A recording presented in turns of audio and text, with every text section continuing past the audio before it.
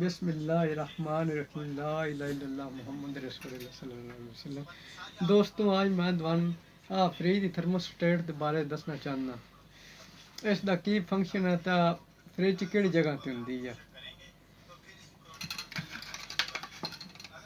ਆ ਜਿਹੜਾ ਬਟਨ ਅਸੀਂ ਮਰੋੜਦੇ ਆ ਨਾ ਮੱਠਾ ਤੇਜ਼ ਕਰਨ ਵਾਸਤੇ, ਉਸ ਦਾ ਪਟਨਾ ਹੁੰਦਾ, ਪਟ ਕੇ ਆ ਪੇਜ ਖੋਲਣਾ ਤੇ ਦੂਸਰੇ ਪਲੇਟ ਸਾਰੀ ਨੂੰ ਖੋਲ ਲੈਣਾ, खोल के ते बाहर आ जाए दी आ बल्ब लगो बिच नजर दवाना आंदा पियो ना,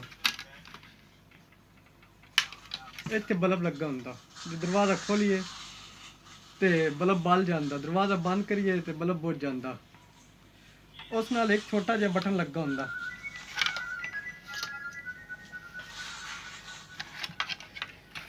आ बटन लगा हुंदा। बटन जो भी प्रेस हुंदा बल्ब बुझ जांदा, दरवाजा खोली तो बल्ब बटन बाहर आ जांदा, बल्ब बल जांदा। इन्हां दे कईयां दे 3 पॉइंट होंदे ने, कईयां 2 पॉइंट होंदे ने, हुण इस ते 3 पॉइंट न। फिर इन्हां दे नंबर लगे होंदे ने, 4 नंबर, 6 नंबर, 3 नंबर। जेह्ड़ी मेन होनी ओह् 6 नंबर ते लग जानी है। 4 नंबर से जी तार लगनी और सीधी डायरैक्ट कंप्रैसर ते चली जानी है मोटर ते। जे अगर हीटर फ्रिज च लगो 3 नंबर आ जी हीटर ने दे देनी है। ते बल्ब ते जी एक पिछों डायरैक्ट आंदी पई है, बार चेक करना।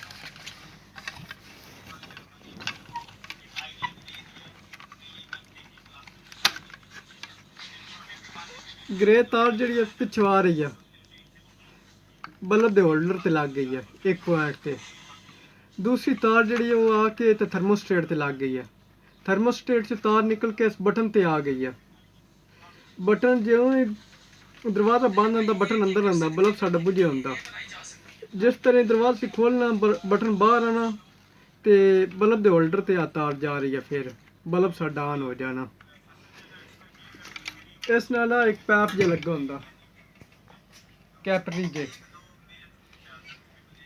पिछे जाके जड़ा फ्रिज है ना उसकी प्लेट तो लगी होंदी है सिरा। जो सिरा ठंडा होंदा ना इहदे विच कट ऑफ हो जांदा, वक्फा पै जांदा दोवां पॉइंटां च। मोटर साडी जिहड़ी रुक जांदी है, ठंडक पूरी होंदी है जितना इहदा टैंपरेचर सैट कीता होए। उंज इसदी इत्थों स्पीड बहुत घट होंदी है, टैंपरेचर वधाना घटाना होए। जिथे छोड़ देना वो फिर आना। इस नाल वैसे स्पीड जिहड़ी है ना 1 नंबर ते घट, 2 ते ज़्यादा, 3 ते और ज़्यादा, आखिरी पॉइंट ते 5 ते फुल हो जाती है, कई 7 तक जाता। जे तुसी चेक करना ना साड़ी खराब तो नहीं, इसके तुम फ्रिज वेखना फ्रिज ज़्यादा बर्फ़ नहीं जम रही। जो ज़्यादा बर्फ़ जम जाए तो फिर भी आ खराब होने के चांस न। जे बिल्कुल ठंड छोड़ जाए फिर भी खराब हो सकता। जेड़े मेरे दोस्त नहीं जानते वो चेक करने वास्ते 4 नंबर ते 6 नंबर वाले दो तारा ला के आपस च जोड़ देन। जोड़ने जे मोटर चल जाती है तुहाडी।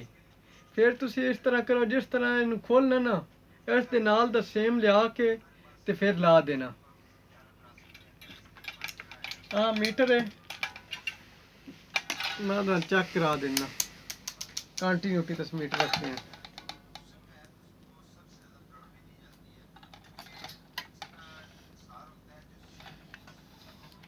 दरमियान वाले करंट देना।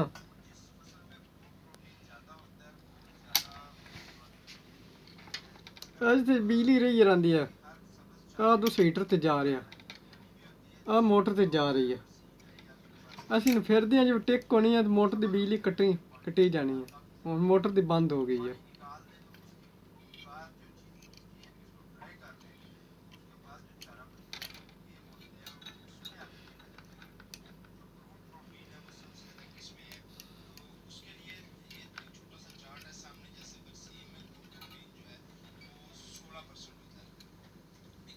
हाँ मोटर की कट ऑफ हो गई है। जिवें फिर आंदे ऑन हो जाएगी,